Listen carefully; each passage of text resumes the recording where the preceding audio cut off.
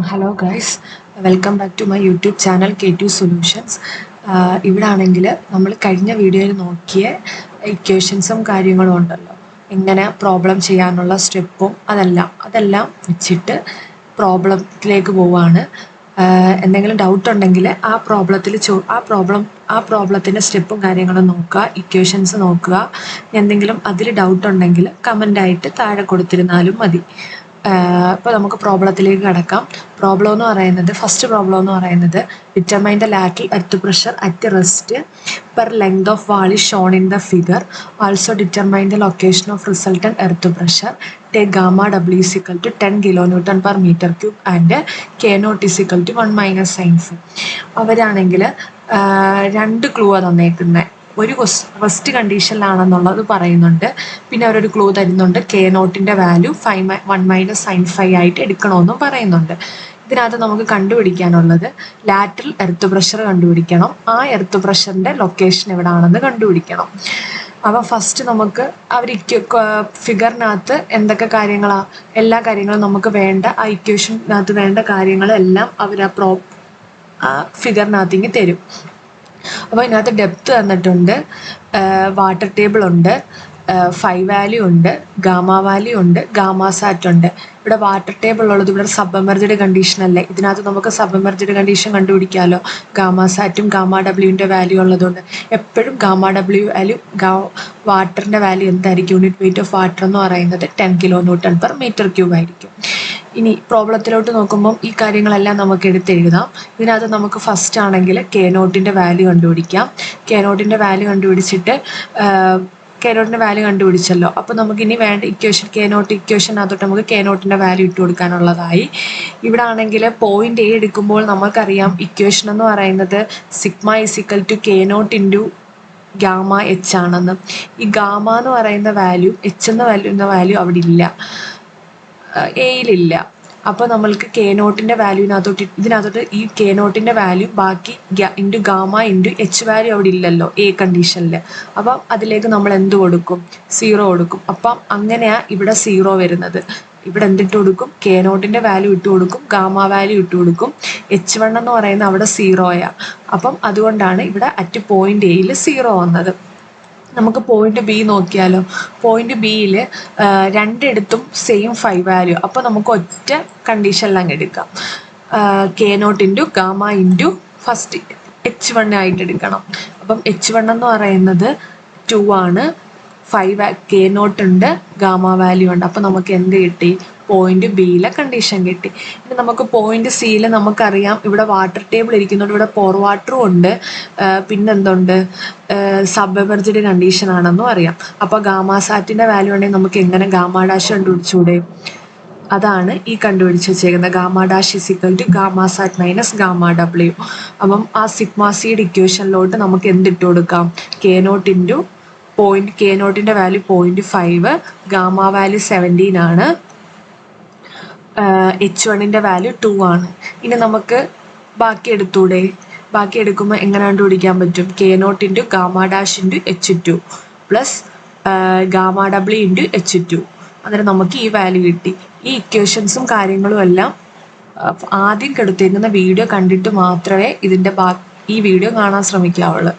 ഇനി നമുക്ക് ഇത് വെച്ചിട്ട് നമുക്ക് എന്ത് വരയ്ക്കാൻ പറ്റും, പ്രഷർ ഡയഗ്രാം വരച്ചൂടെ? പോയിന്റ് എയിൽ എന്താണ് അവിടെ, റെസ്റ്റ് കണ്ടീഷൻ, അവിടെ ഒന്നുമില്ല. ഇനി നമുക്ക് ബി കണ്ടീഷൻ എടുക്കുമ്പോൾ ഇവിടുന്ന് ഈ വാല്യൂ ബി കണ്ടീഷൻ എടുക്കുമ്പോൾ നമുക്ക് എന്താ, അവിടെ 0യിൽ നിന്നും 17ലേക്ക് എത്തുക. അപ്പോൾ നമുക്കത് വരച്ചൂടെ? അപ്പോൾ അവിടെ എന്തായി, ഒരു ട്രയാങ്കിളായി. ഇനി നമുക്ക് വേണ്ടത് ബി കണ്ടീഷനിൽ 17 എത്തി. ഇനി നമുക്ക് സി കണ്ടീഷൻ എടുക്കുമ്പോൾ എത്രയാണ് വരുന്നത്, നേരെ വരയ്ക്കുമ്പോൾ 46 വരുന്നത്. അപ്പം ഇതൊരു ട്രയാങ്കിളായി, ഇതൊരു റെക്റ്റാങ്കിളായി. അപ്പം P1, P2, P3 3 പ്രഷർ ഉണ്ടല്ലോ, 3 പ്രഷർ കണ്ടുപിടിക്കണമല്ലോ. അപ്പം ടോട്ടൽ പ്രഷർ കിട്ടുന്നത് ഇതിൻ്റെ നമ്മൾ എന്തെടുത്താൽ മതി, ട്രയാങ്കിൾ ഇതിൻ്റെ നമ്മൾ ഏരിയ എടുത്താൽ മതി. അപ്പോൾ P ഈസ് ഈക്വൽ ടു ഈ P1, P2, P3 ആഡ് ചെയ്യണം. അപ്പോൾ P1 എന്താ ഇവിടുത്തെ ഒരു ട്രയാങ്കിളിൻ്റെ ഏരിയ കണ്ടുപിടിക്കാൻ നമുക്കറിയാം, half into B into H ആണെന്ന്. P2 എന്ന് പറയുന്നത് എന്താ, BH. അപ്പം ബി എച്ച് ആണ്, അതറിയാം. ഇനി നമുക്കിവിടെ ട്രയാങ്കിൾ ഉണ്ട്, അതും ഹാഫ് ബി എച്ച് ആണ്. ഇനി അതിൻ്റെ ആൻസർ നോക്കാം നമുക്ക്. ബേസ് എത്രയാണ് ഇവിടുത്തെ?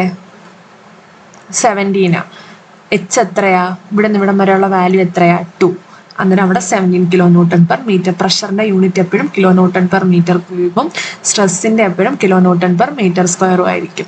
ഇനി രണ്ടാമത്തെ കണ്ടീഷൻ, അതായത് പ്രഷർ 2ൽ എന്താ അവിടെ ഒരു റെക്റ്റാങ്കിളാ, അപ്പം 17 × 2 ആയിട്ട് എഴുതി. ഇനി നമുക്കറിയാം മൂന്നാമത്തെ കണ്ടീഷൻ ഒരു ട്രയാങ്കിളാ. ട്രയാങ്കിൾ കണ്ടീഷൻ എന്ന് പറയുമ്പം ഹാഫ് ബി എച്ച് തന്നെയാണ്. ആ കേസിൽ ഇവിടുന്ന് ഇവിടം വരെ 17ഉം ഇവിടുന്ന് ഇവിടം വരെ 46ഓ. നമുക്ക് ഈ ഇവിടുന്ന് ഇവിടം വരെയുള്ള കണ്ടീഷൻ മതി. ഈ C1 തൊട്ട് C2 വരെയുള്ള കണ്ടീഷൻ മതി. ഞാൻ ജസ്റ്റ് ഒന്ന് പറഞ്ഞതേ ഉള്ളൂ. ഇവിടെ C ആണ്, ഇവിടെ C1 C2 ആണെങ്കിൽ നമുക്ക് C1 മുതൽ C2 വരെയുള്ള കണ്ടീഷൻ മതി.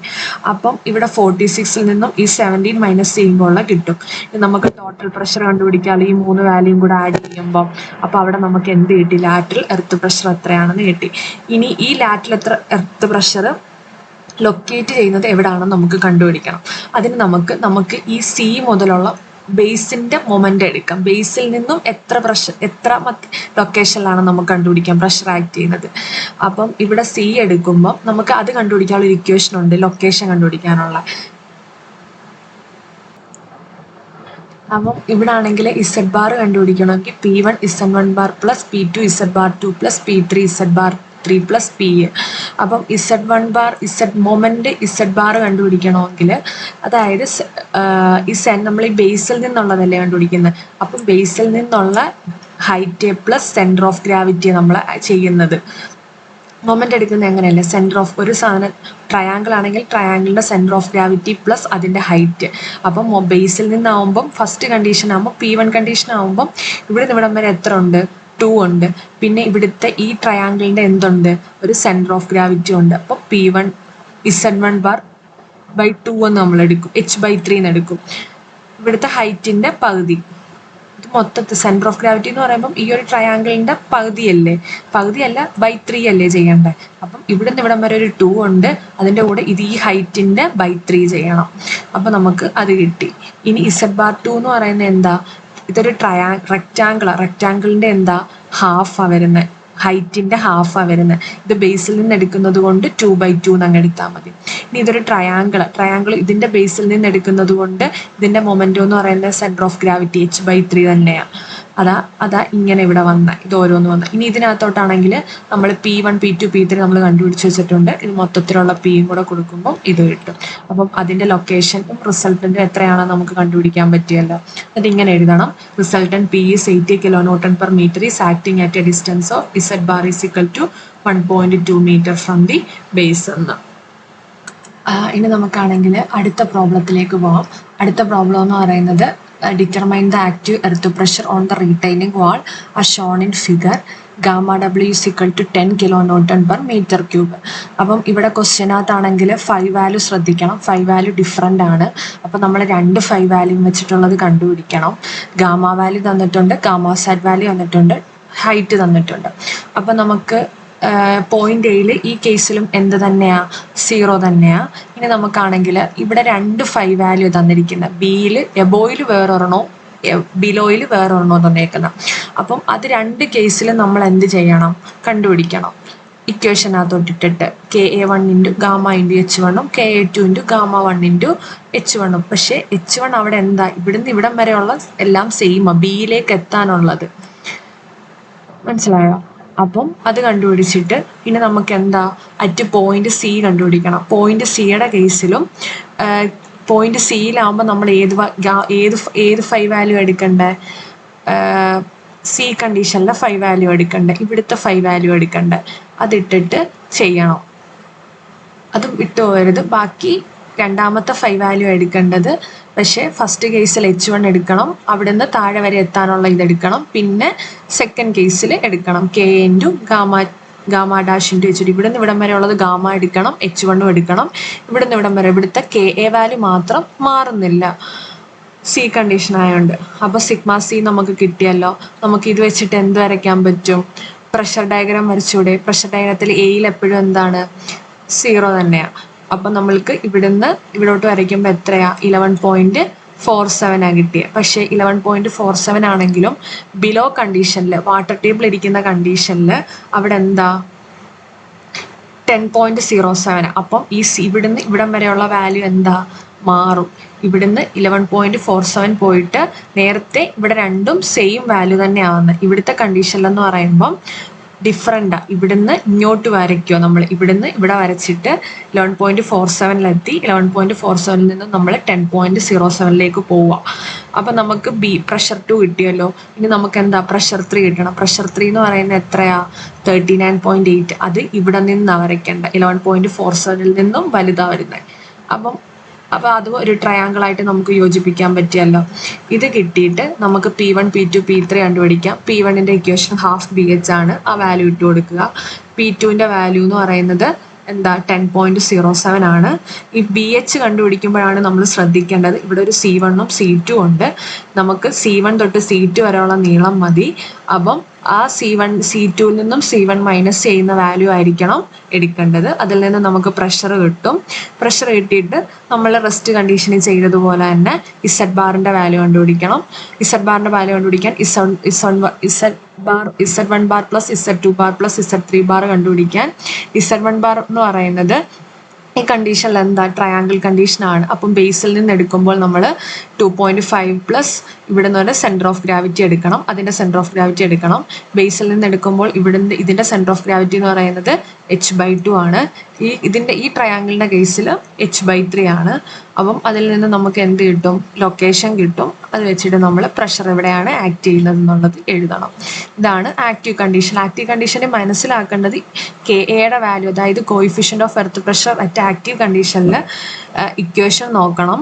പിന്നെ നോക്കേണ്ടതെന്ന് വെച്ച് കഴിഞ്ഞാൽ 2 5 വാല്യൂ ആണെങ്കിൽ 2 5 വാല്യൂവിൻ്റെയും കേസിൽ നമ്മൾ കണ്ടുപിടിക്കണം. കണ്ടുപിടിച്ചിട്ട് പോയിന്റ് ബിയിലാണെങ്കിൽ എബോയിലെ 5 വാല്യൂ കണ്ടുപിടിക്കണം, ബിലോയിലേയും കണ്ടുപിടിക്കണം. പക്ഷേ അവിടുത്തെ KA1ഉം KA2 മാത്രമേ മാറത്തുള്ളൂ. H1ഉം ഗാമയുടെയും വാല്യൂ മാറത്തില്ല. പിന്നെ നമുക്ക് എന്താ പോയിന്റ് സിയിലും മനസ്സിലാക്കേണ്ടത് ഫസ്റ്റ് കണ്ടീഷനിൽ, അതായത് ഇവിടം വരെ എത്തുമ്പോൾ നമ്മൾ എടുക്കേണ്ടത്, പക്ഷേ രണ്ടാമത്തെ കണ്ടീഷനിൽ എടുക്കേണ്ടത് ഗാമ വാല്യൂം H1 വാല്യൂം ഫസ്റ്റ് കണ്ടീഷനിൽ എടുക്കണം. പിന്നെ സെക്കൻഡ് കണ്ടീഷൻ എടുക്കുമ്പോൾ ഗാമ ഡാഷ് ആക്കണം. കണ്ടുപിടിക്കേണ്ട ഇക്വേഷൻ അറിയാം. ഗാമ W എപ്പോഴും കോൺസ്റ്റന്റ് ആയിരിക്കും. ഗാമ സാറ്റ് ക്വസ്റ്റ്യനിൽ തന്നിട്ടുണ്ട്. സബ്മെർജ്ഡ് കണ്ടീഷൻ കണ്ടുപിടിക്കാൻ പറ്റും. അതിൽ നിന്നും ഇവിടെ എത്താൻ പറ്റും. മനസ്സിലായല്ലോ. പ്രഷർ വാല്യൂ കണ്ടുപിടിക്കണം. പ്രഷറിന്റെ വാല്യൂ ഇവിടെ നിന്ന് പറയുന്നത് A കണ്ടീഷൻ 0 ആണ്. 0യിൽ നിന്നും എന്തിലേക്ക് എത്തുന്നു? 11.47 എത്തുന്നു. അതിൽ നിന്നും പ്രഷർ വാല്യൂ കുറയുവാണ് 10.07. ഈ ബിയിൽ നിന്നും സിയിലോട്ട് പോകുന്നത് കൊണ്ടാണ് ഇങ്ങനെ വരയ്ക്കുന്നത്. എയിൽ നിന്നായിരുന്നെങ്കിലും നമുക്ക് നേരിട്ട് അങ്ങ് വരയ്ക്കാമായിരുന്നു. മറ്റേ ഫസ്റ്റ് കണ്ടീഷനിൽ എന്ന് പറഞ്ഞാൽ സെയിം തന്നെയായിരുന്നു. ഇവിടുന്ന് ഇവിടം വരെ പോകുന്നതും ഇവിടുന്ന് ഇങ്ങോട്ട് പോകുന്നതും, അതായത് 17 തന്നെയായിരുന്നു രണ്ട് കണ്ടീഷനിലും. അതാ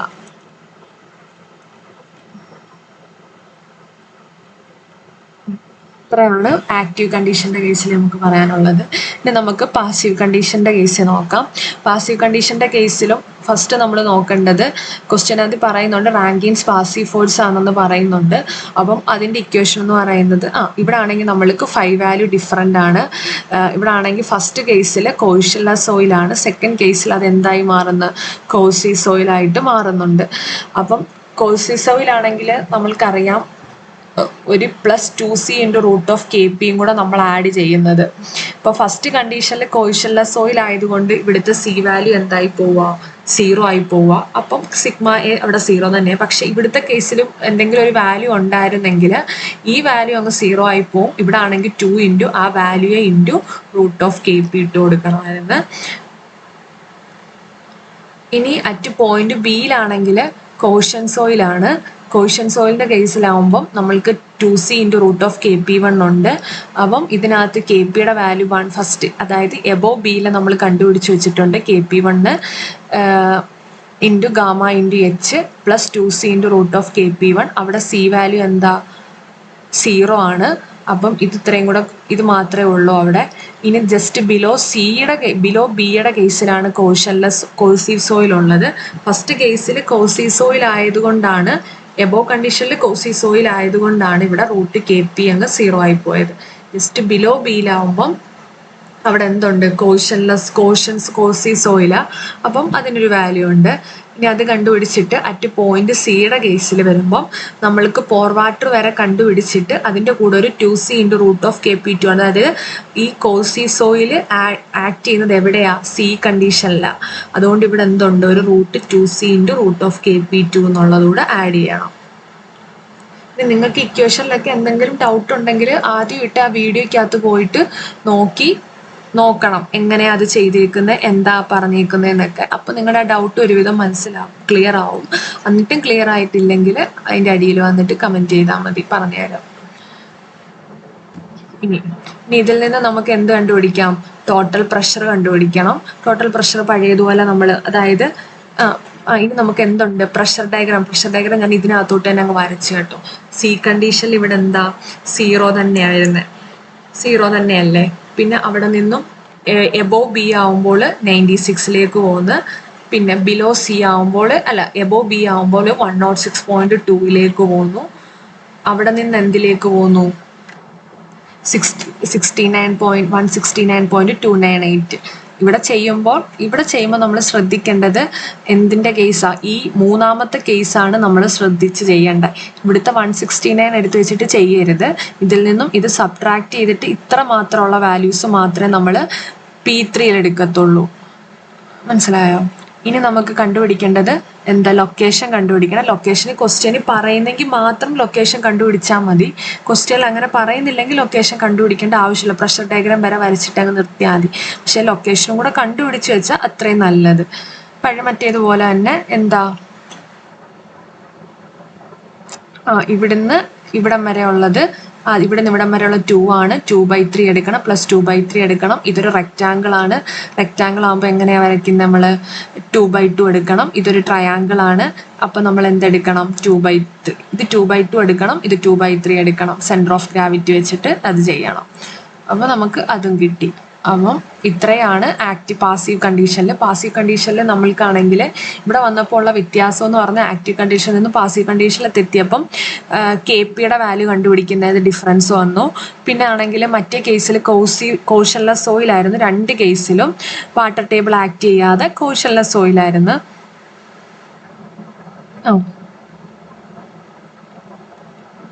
കോഷൻലെസ് സോയിലായിരുന്നു. അപ്പം അതിൽ നിന്നും ഇക്വേഷൻസിൽ മാറ്റം വന്നു. ഒരു 2 + 2c ഇൻറ്റു റൂട്ട് KP2 എന്നുള്ളൊരു ഇക്വേഷൻ വന്നു. അതിലിട്ട് കൊടുക്കണം. ബിലോ ബി വരുമ്പോൾ തൊട്ടാണ് നമ്മൾ ശ്രദ്ധിക്കേണ്ടത്. പോയിന്റ് സിയിലാണ് ഇത് ആക്ട് ചെയ്യുന്നത് കൊണ്ട് ഇവിടെ പോയിന്റ് സി വരുമ്പം ഇവിടെ 2c into root of KP2 കൊടുക്കണം. പിന്നെ പ്രഷർ ഡയഗ്രാം വരയ്ക്കണം. പ്രഷർ ഡയഗ്രാം ഞാൻ ഇതിനകത്തോട്ട് തന്നെ അങ്ങ് വരച്ച് ചെയ്ത് പ്രഷർ കണ്ടുപിടിച്ചിട്ട് അതിൽ നിന്നും പ്രഷർ കണ്ടുപിടിച്ചിട്ട് പിന്നെ എന്താ കണ്ടുപിടിക്കേണ്ടത്? ഈ ഫിഗർ നോക്കണ്ട കേട്ടോ, അതിനെ ഞാൻ മുകളിലേക്ക് വൃത്തിയായിട്ട് വരച്ചിട്ടുണ്ട്. ഈ സെഡ് ബാർ കണ്ടുപിടിച്ചു, ലൊക്കേഷൻ കണ്ടുപിടിച്ചു. ഇത്രയാണ് പാസീവ് കണ്ടീഷനിൽ. നിങ്ങൾക്ക് എന്ത് ഡൗട്ട് ഉണ്ടെങ്കിലും നിങ്ങൾ കമൻറ്റ് ബോക്സ് ചോദിച്ചാൽ മതി, അതിനുള്ള റിപ്ലൈ ഞാൻ തരാം. ഇനി നാലാമത്തെ പ്രോബ്ലം എന്ന് പറയുന്നത് ഒരു ഡിഫറെൻ്റ് ആയിട്ടുള്ളൊരു പ്രോബ്ലമാണ്. എന്ന് വെച്ച് കഴിഞ്ഞാൽ stress at the bottom of cut means അവിടെ ഉദ്ദേശിക്കുന്നത് ക്രാക്കിനെയാണ് ഉദ്ദേശിക്കുന്നത്. Bottom of cut shown in figure. Maximum depth of potential crack and maximum depth of unsupported excavation. നമ്മൾ ഇത് രണ്ടിനുമുള്ള ഇക്വേഷൻ നമ്മൾ പറഞ്ഞിട്ടുണ്ട് നേരത്തെ വീഡിയോയ്ക്കകത്ത്. Maximum depth of unsupported excavation, അതായത് H കണ്ടുപിടിക്കാനുള്ള ഇക്വേഷനും അറിയാം. Maximum depth of potential crack എന്ന് വെച്ചാൽ ടെൻസൈൽ ക്രാക്ക് കണ്ടുപിടിക്കാനുള്ള ഇക്വേഷനും നമുക്കറിയാം. അപ്പോൾ നമുക്കിവിടെ ആക്റ്റീവ് കണ്ടീഷനിൽ അങ്ങ് ചെയ്താൽ മതി. അല്ലെങ്കിൽ അവർ പാസീവ് കണ്ടീഷൻ ആയിരുന്നു അവർ എടുത്ത് പറഞ്ഞതിനെ പാസീവ് കണ്ടീഷനിൽ ചെയ്യണമെന്ന്. അപ്പോൾ നമുക്ക് ഇവിടെ ആണെങ്കിൽ KAയുടെ വാല്യൂ കണ്ടുപിടിച്ചുകൂടെ?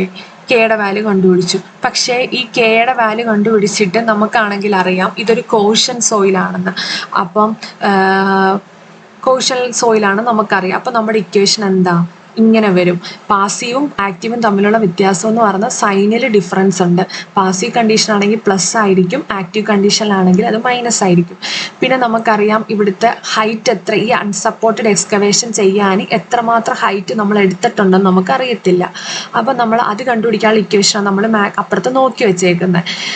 അത് ഇക്വേഷനാണ്. ആ ഇക്വേഷനകത്തോട്ട് നമുക്ക് 4ൻ്റെ വാല്യൂ ഉണ്ട്, സിയുടെ വാല്യൂ ഉണ്ട്, ഗാമയുടെ വാല്യൂ ഉണ്ട്, KAയുടെ വാല്യൂ ഉണ്ട്. അതിട്ട് കൊടുക്കാമല്ലോ. അതിട്ട് കൊടുത്തിട്ട് നമുക്ക് എന്ത് കണ്ടുപിടിക്കാൻ പറ്റും?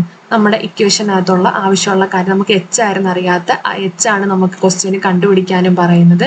അത് നമ്മൾ ചെയ്തു. ഇനി നമുക്ക് എന്താ ഡെപ്ത് ഓഫ് ടെൻസൈൽ ക്രാക്ക് കണ്ടുപിടിക്കുന്നത്. ടെൻസൈൽ ക്രാക്ക് എന്ന് വെച്ച് കഴിഞ്ഞാൽ കണ്ടുപിടിക്കാനുള്ള ഇക്വേഷനും നമുക്കറിയാം. അതായത് പൊട്ടൻഷ്യൽ ക്രാക്ക് കണ്ടുപിടിക്കാനുള്ള equation 2c by gamma into root Ka 2.75. ഈ പ്രോബ്ലം മാക്സിമം എല്ലാവരും ഒന്ന് നോക്കിയിട്ട് പോകണം. ഇങ്ങനത്തെ ക്വസ്റ്റ്യൻസ് ചോദിക്കാത്തുണ്ട്. ഈ ഇക്വേഷൻസ് മറക്കാതെ നോക്കി വെക്കണം കേട്ടോ. അപ്പം ഇത്രയൊക്കെയാണ് ഇതിനകത്ത് പറയാനുള്ളത്. ഇതുവരെ പഠിപ്പിച്ച, അതായത് നമ്മൾ 3 കണ്ടീഷനിലെയും പ്രോബ്ലം ചെയ്തു. പിന്നെ ഒരു എക്സ്ട്രാ പ്രോബ്ലം എന്ന് വെച്ചാൽ ഇതാണ് ചെയ്തത്. അപ്പം എന്തെങ്കിലും ഡൗട്ട് ഉണ്ടെങ്കിൽ നിങ്ങൾ താഴെ കമൻറ്റ് ചെയ്ത് ചോദിച്ചാൽ മതി, ഞാൻ അതിനുള്ള ആൻസർ തരാം. അപ്പം ഇന്നത്തെ വീഡിയോ ഇത്രയേ ഉള്ളൂ. വീഡിയോ ലൈക്ക് ചെയ്യുക, ഷെയർ ചെയ്യുക, സബ്സ്ക്രൈബ് ചെയ്യുക, മാക്സിമം ഷെയർ ആക്കി കൊടുക്കുക കൂട്ടുകാർക്കിലൊക്കെ. അപ്പം താങ്ക് യു.